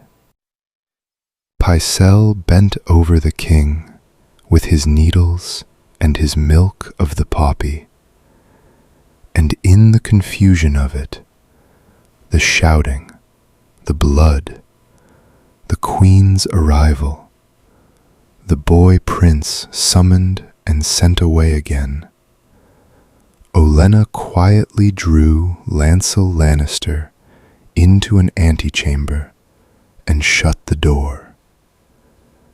She did not shout at him. She had never once needed to shout. She only looked at him, with the same patient and terrible calm she had turned on his cousin Jaime months before, and let the silence do the work, and watched the boy come apart under it like wet paper. It took very little. A soft question, a softer one, a reminder, gentle as any grandmother's, that a truth told now was worth so much more than a truth dragged out of him later. She told me to. It broke out of him in a rush, half a sob. The queen, she said, the king drinks anyway, everyone knows he drinks. She said only to keep his cup full, stronger. Stronger and stronger, so his hand would be slow, on the hunt. That's all. I swear that's all I knew of it. I never thought— He was weeping now, openly. I never thought he'd— No, Ollena said, almost kindly. Boys like you never do. She had, in the space of one whispered confession, been handed a second secret every bit as deadly as the first. Proof from the murderer's own cupbearer that the queen had killed the king. She filed it away beside the other, cold and exact, even as the king it concerned lay dying 20 feet beyond the door. Grief was a luxury. Leverage was not. The king surfaced once more before the end. The poppy and the fever had him drifting, but somewhere near midnight his eyes cleared, the way a guttering candle flares before it dies, and his hand shot out and caught Ollena's wrist with a strength that startled her. He did not call for Cersei.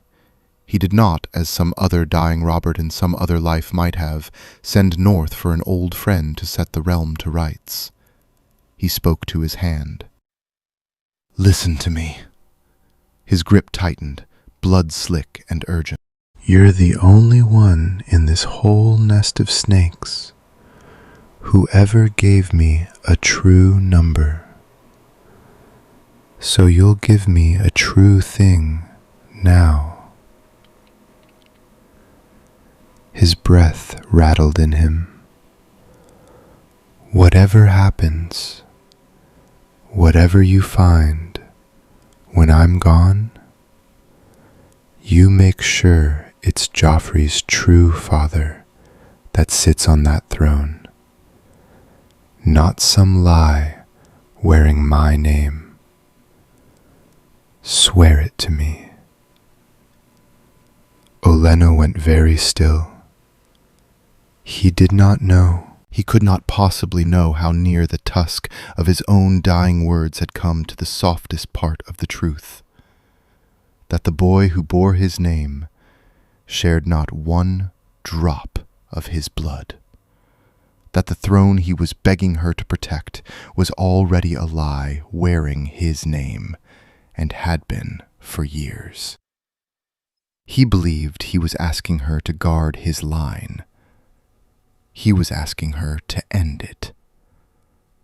"I swear it, Your Grace," she said, and meant every word, and meant something he would never have lived long enough to understand. By the gray hour before dawn, King Robert Baratheon was dead, and Ollena Tyrell stood alone in a kingdom with a murdered king, a bastard heir, a vanished truth, and hours, not days, to decide the fate of the 7 kingdoms before the woman who had done the murdering could set the crown on her son's golden head. She did not weep, and she did not sleep. She counted the hours she had, and there were not many. A king's death is a held breath.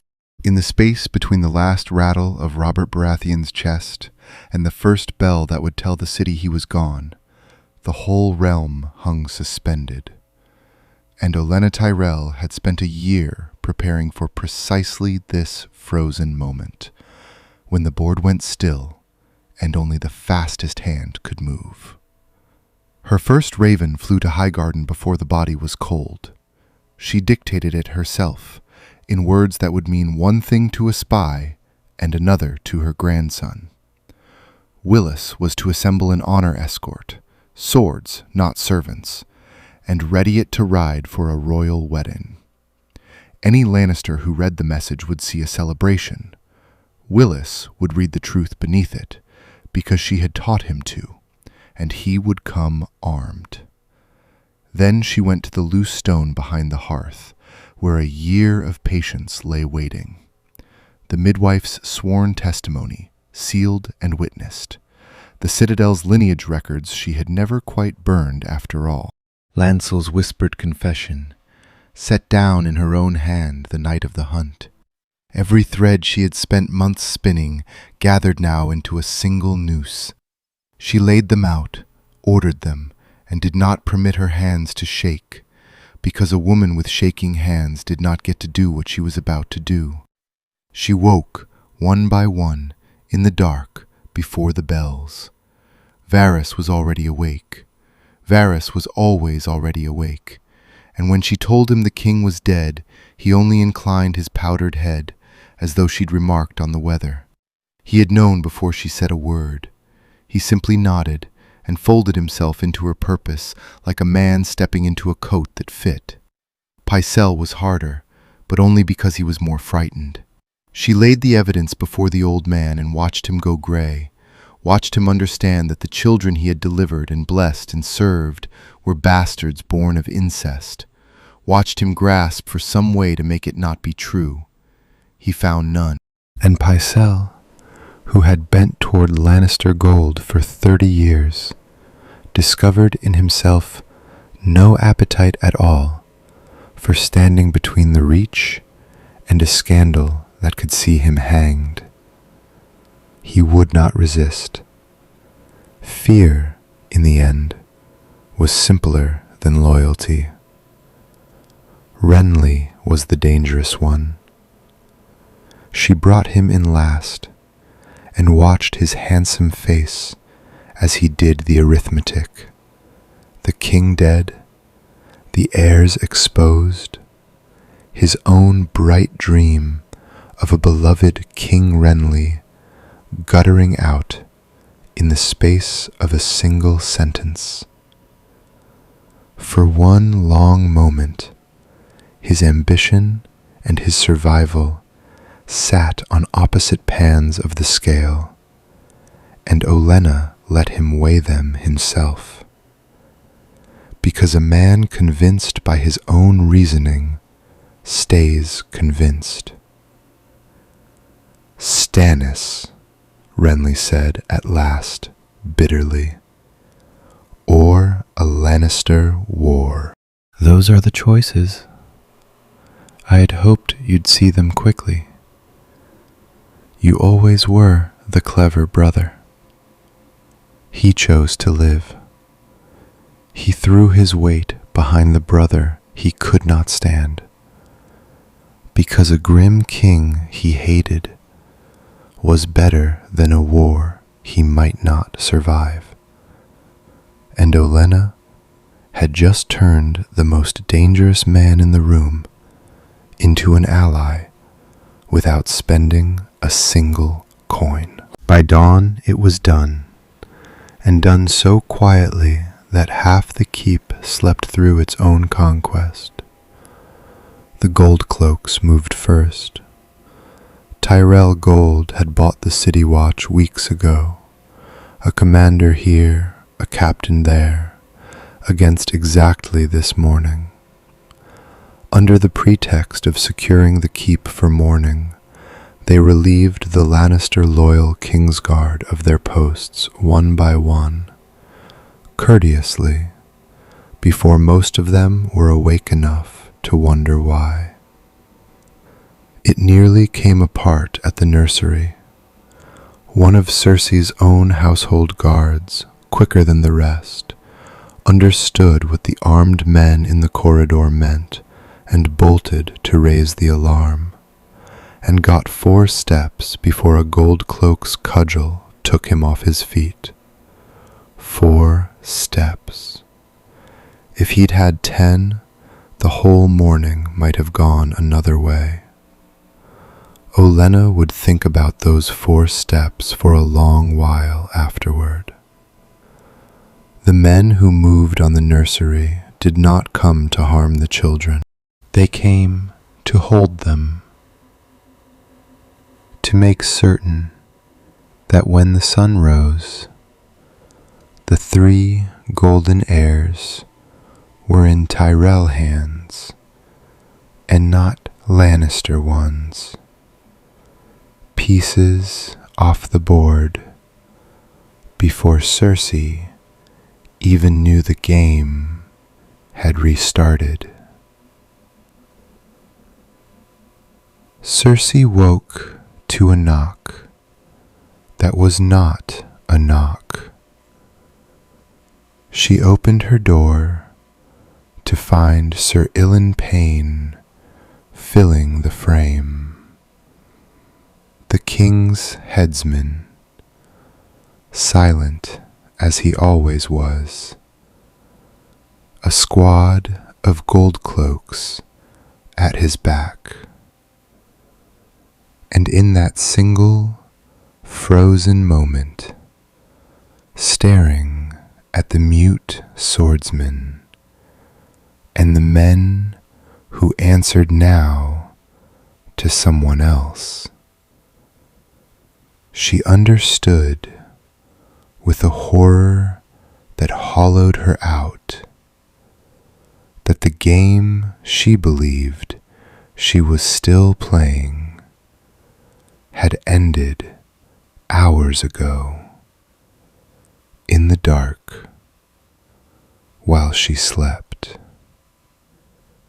The council convened at midday, and Ollena presented her year of patience like a merchant unrolling cloth. She did it without heat, which made it worse. The midwife first, the sworn, witnessed testimony of the woman who had held Joffrey wet and screaming and seen what a stag's seed could never account for, read aloud into the silence of the chamber. Then the Citadel's records, 3 centuries of black-haired Baratheons laid beside 3 golden children.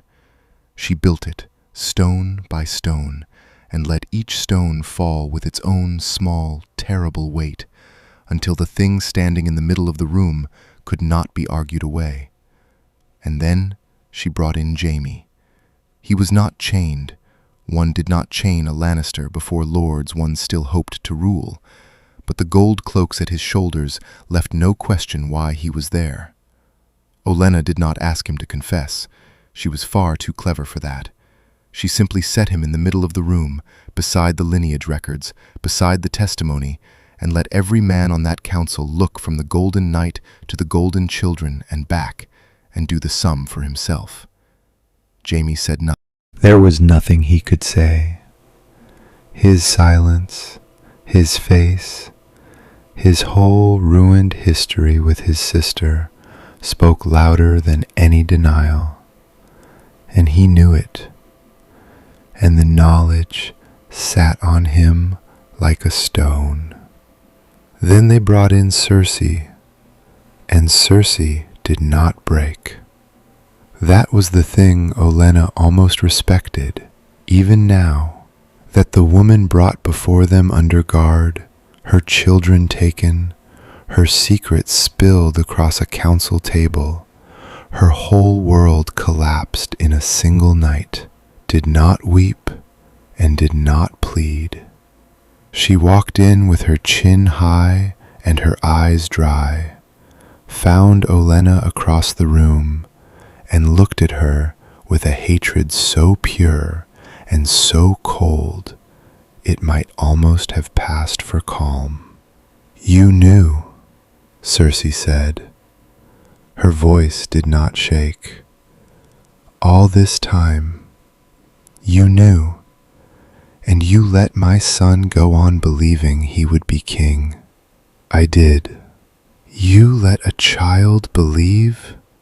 "I let him believe it exactly as long as it served the realm to let him believe it. Not 1 hour longer." Ollena met the hatred without flinching, because she had earned it and saw no use pretending otherwise. That is the whole of statecraft, dear. Knowing what to let people believe, and for precisely how long. I'd rather hoped, watching you these 2 years, that you might have learned it by now. You had the ambition for it. You simply never had the patience. For a heartbeat, something moved behind Cersei's eyes that was not hatred. The memory, perhaps, of every warning her father had ever given her about carelessness, arriving now far too late to matter. Then it was gone, and the cold came down over her face again like a portcullis, and she said nothing more. There was nothing left to say that would change a single line in Ollena's ledger, and Cersei Lannister, whatever else she was, had never in her life wasted words on an argument already lost. The council wanted blood. Ollena gave them arithmetic instead. There were lords in that chamber who spoke, carefully, of what was usually done with bastards who had worn a crown's claim, of the block, of the axe, of tidiness. Ollena let them speak, and then set it aside with a flat hand. "They're children," she said. "Joffrey is a vicious little beast, I grant you, and he'd have made a monster of a king. But he's a boy, and he did not choose his mother's bed. And there is no prophet, none, in a new reign beginning by taking the heads of babies. Dead children make martyrs. Living ones, sent far enough away and stripped of every claim forever, make only a sad story people slowly forget. A remote northern holdfast, 1,000 leagues from any ally, the three of them alive and forgotten. Not mercy exactly. She was not certain she had any left, but it was cleaner than blood, and cleaner was almost always wiser. And the council, relieved, most of them, not to have to vote for killing children, began to move toward accepting it. Then the runner burst in. He came through the doors without leave, without ceremony, gasping, and what he carried emptied the room of every other concern in a single breath. Tywin Lannister's banners had been seen crossing the Gold Road. Not recalled bannermen, not border security, the full strength of Casterly Rock, on the march, in the field, and pointed at the gates of King's Landing. The old lion had not waited to negotiate for his grandchildren. He had come to take them. Ollena did not panic, because panic cost time, and time was the only thing she was now short of. An empty throne was an invitation. With Tywin marching, King's Landing needed a king on that ugly chair faster than Casterly Rock could reach the walls. A lawful one, crowned and anointed, so that when Tywin arrived, he would face not a squabbling council, but an anointed sovereign, and would have to choose between fealty and open treason before all the realm. She had spent months growing exactly the king she needed. Her raven to Dragonstone was short, because Stannis Baratheon despised anything that was not. "The throne is yours," she wrote, "by law, by blood, by every right you have spent your whole life being denied. Robert is dead, and left no true-born heir. Come and take what is yours, and you will find the Reach, the gold cloaks, and your own brother standing ready behind you. Come now, or watch a Lannister take it instead." He sailed within the day. Of course he did. Stannis Baratheon had spent 40 years waiting to be given the thing that was rightfully his, being passed over for Robert's charm and Renly's smile and everyone's everything. And here at last was a woman handing him not flattery, but his due, laid out in plain law he could not argue with. He did not celebrate. The man said afterward he did not even smile. He simply gave the order to make ready, and stood at the prow as Dragonstone fell behind him, understanding that every grievance of his whole grim life had been slow weight gathering behind this single moment. She did not let his ship reach the bay before she had her price. A messenger met his fleet with terms, because Ollena Tyrell did not hand a crown to any man, not even the rightful one, without binding him to her first. The bargain was simple and permanent. Shireen, Stannis' only child and heir, betrothed to Willis Tyrell, a Baratheon queen someday, a Tyrell king consort, and every Baratheon after them, with Reach blood in his veins. Highgarden would not merely support this reign. Highgarden would become it. Stannis agreed almost before the messenger had finished. He was no fool. He understood at once that marriage bought him the one thing he needed above his own life. The swords of the Reach, standing between his new crown and Tywin's army. A man cannot rule from a grave. He signed his daughter's future away for a present he might actually live to see, and called it a fair trade, because by every measure of statecraft it was.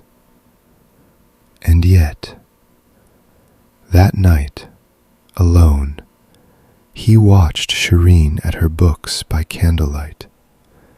His strange, grave, grayscale-scarred girl, the one gentle thing a hard life had given him, and something in him that he never showed to anyone turned over and went quiet.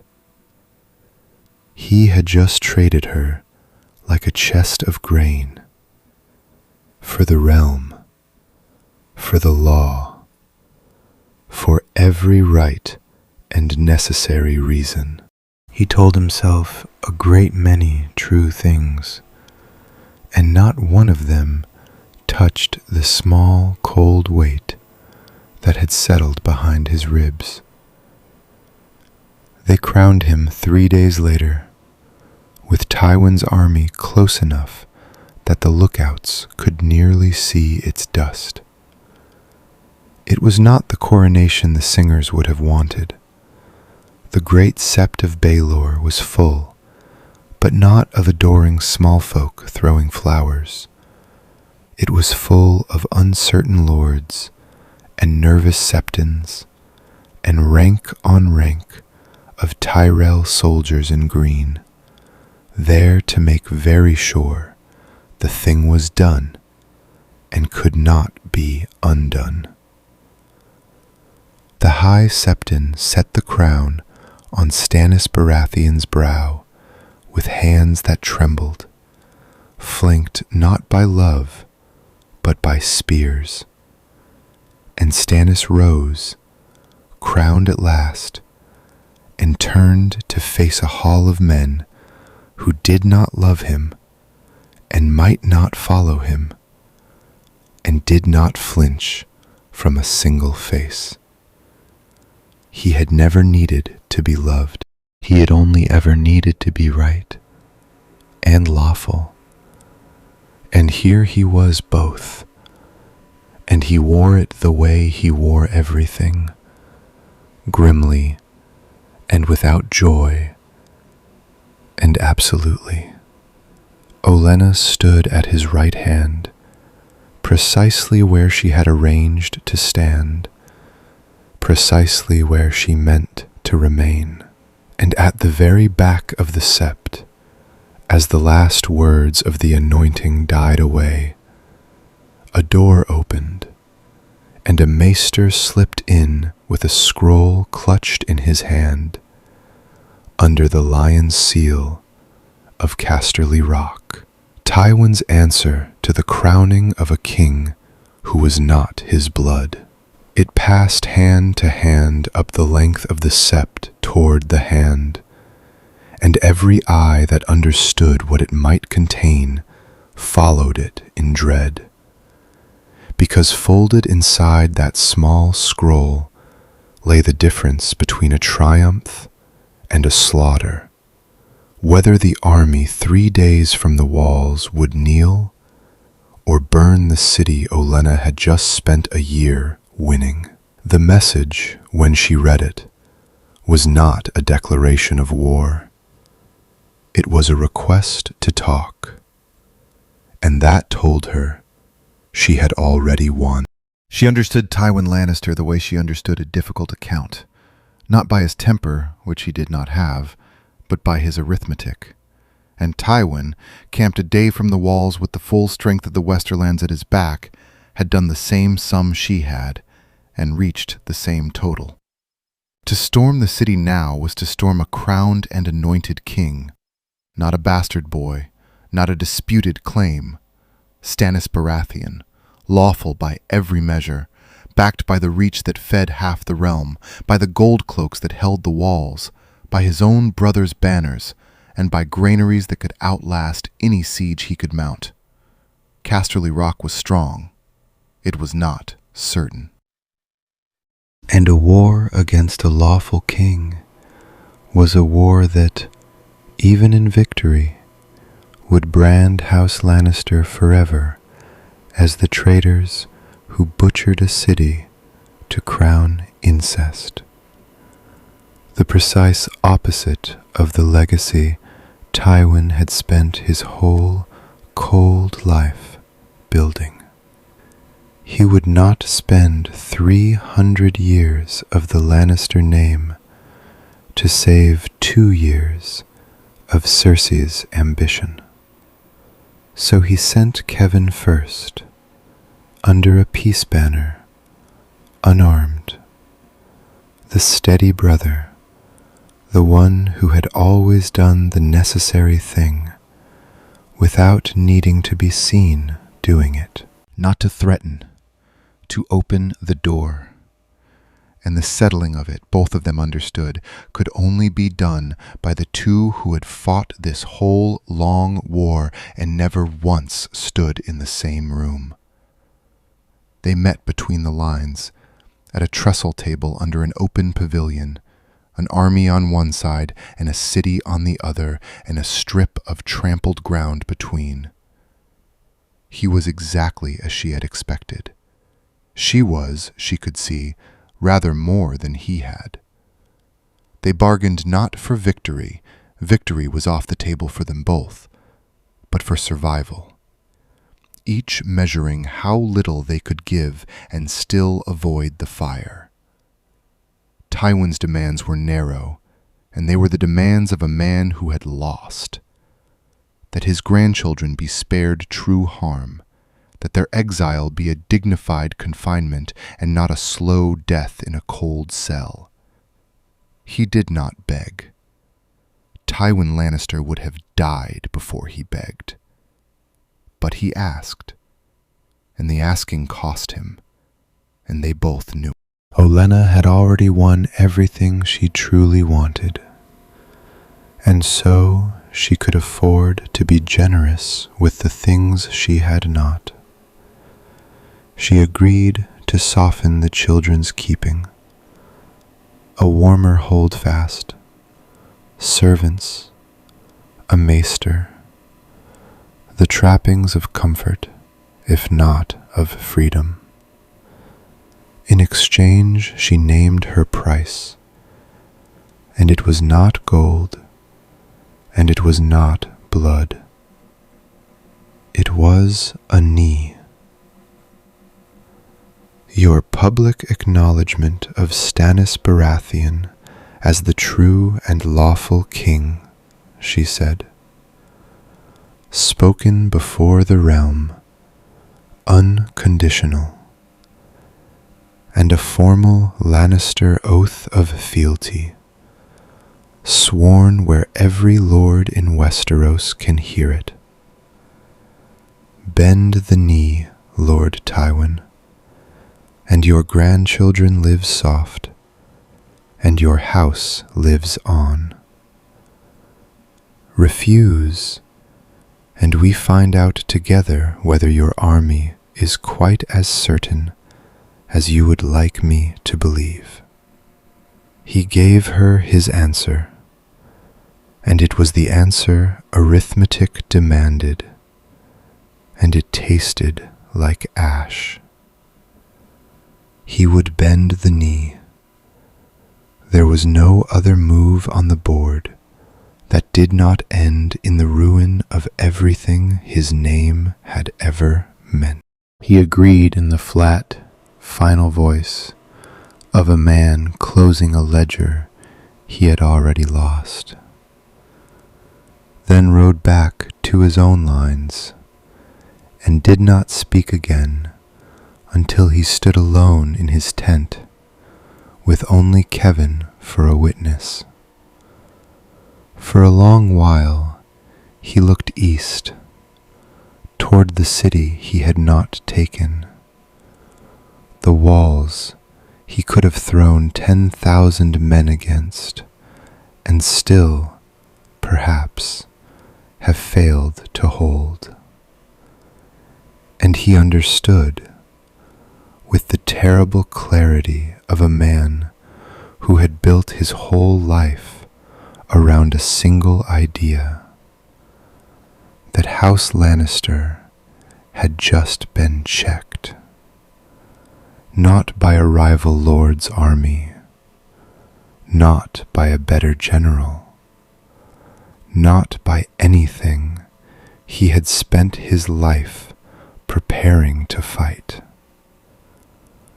by an old woman and a book of numbers. "Remember this feeling, brother," he said at last, so quietly that Kevin, at his shoulder, was the only living soul to hear it. "Fix it in your mind and never let it fade." He did not turn from the city. We will not be caught unprepared by a woman with an abacus again. Weeks later, the city woke each morning to a stillness it did not know what to do with. Peace sat strangely on King's Landing. It had known Robert's loud, drunken, careless reign, and before that, the Mad King's fire. And it did not quite trust the quiet that had settled over it. But the quiet held. Tywin's army had gone home. The lion had knelt in the great sept before all the realm, and no city had burned. Stannis ruled the way he did everything, without warmth, without mercy, and without the smallest particle of doubt. He was not loved. He would never be loved. But the corrupt found themselves suddenly, terrifyingly prosecuted. The courts ran straight. A man's coin bought a man's bread at an honest price. And the small folk, who had adored Robert and been fed by him not at all, found they grudgingly respected the grim, humorless stag, who never smiled at them, but never once robbed them either. It was not love. It was something sturdier than love, and it would outlast a dozen beloved kings. The crown's debts stood fully repaid. Highgarden's influence was woven so deep into the marrow of the court that no one thought any longer to remark on a woman holding the hand's pin. It had simply become the shape of things, and the shape of things is rarely questioned. And Marjorie watched all of it. She had spent a year at her grandmother's shoulder, saying little, missing nothing. How a room was taken, how a king was made, how a great house could conquer a kingdom without ever unsheathing a sword. She folded each lesson into that quiet, clever place behind her eyes. And one day, years off, a court not yet imagined would learn precisely how well she had learned them. Alone in her solar, with the work done and the kingdom quiet, Ollena Tyrell finally let herself count the other ledger. She had never kept it in writing. Some accounts a woman keeps only in the dark behind her own eyes. A water girl first, face down in the rose garden at dawn, dead for the crime of watching a nursery on Ollena's orders. Ollena had never learned the child's name. That, she thought, was somehow the worst of it. She had spent the girl like a coin, and never learned what she was called. 3 children, next, in a cold holdfast 1,000 leagues north, stripped of every claim, guilty of nothing but the bed their mother had chosen. Softly kept, alive. But children ought not pay their parents' debts, and these 3 would pay theirs every day for the rest of their lives. Jaime Lannister, who had traded away his family's last weapon to save his children and watched an old woman use it anyway, his faith in his own blood broken past mending, and Ollena the hand that broke it. And a shy, scarred girl betrothed to a boy she had never met, her whole life written into a treaty she was too young to have read, the price of a peace that saved a city she would never be thanked for saving. She did not regret it. That was the thing she made herself face, sitting alone with her wine as the light went gold over the city. Given the same board, she would play the same game, every move of it, because the alternative had been fire and famine and 10,000 dead in a war over one man's blood. She had traded a handful of lives for a mountain of them, and by any arithmetic that mattered, it was a right trade. But she did not pretend it had been a clean one. Power wielded without honor still leaves its mark, even when it saves more than any sword ever could. And she had never once, in a long and clever life, mistaken the fact that she had won for the lie that she had done no harm. She had decided to go home. The work was done. The handship could pass now into steadier, younger hands. She had a granddaughter to finish teaching, and a garden going to seed, and, she suspected, not so very many springs left to enjoy either. It was a fine time to leave the table, while she was still ahead of the house. Varys came to her one last evening, up the secret stair, the way he always had. She almost sent him away. She was tired, and the wine was good, and she had heard enough secrets to last 3 lifetimes. But something in the shape of him made her set down her cup, because in a year of knowing the man, she had learned to read the small stillness that came over him when he carried something that frightened even him. "Across the narrow sea, my lady," he said softly. "In the east, there is a girl, the last of a house we all agreed was finished. A Targaryen, wed these past weeks into a Dothraki horde 40,000 strong. And the whispers that come with her are difficult to credit. They speak of eggs, my lady, dragon's eggs, and of a Khalasar that has begun, very quietly, to turn its eyes toward the west, toward a certain throne. For a long moment, Ollena Tyrell did not move at all.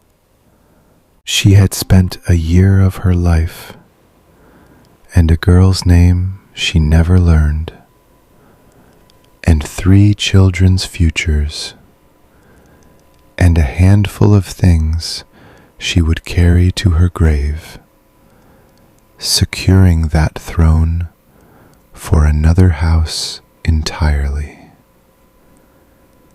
And now, a man on her secret stair was telling her that somewhere across the sea, a forgotten girl and a horde of horse lords and a rumor of dragons had begun slowly to reach for the very prize she had bled to win. She set down her wine.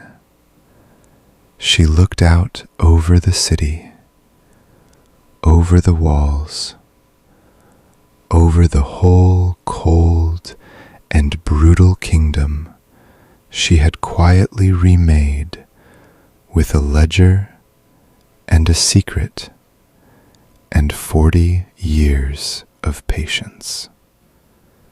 And at last, she almost smiled. "It seems, Lord Varys," she said, "that the accounting is never quite finished after all. Years of patience." And at last, she almost smiled. "It seems, Lord Varys," she said, "that the accounting is never quite finished after all."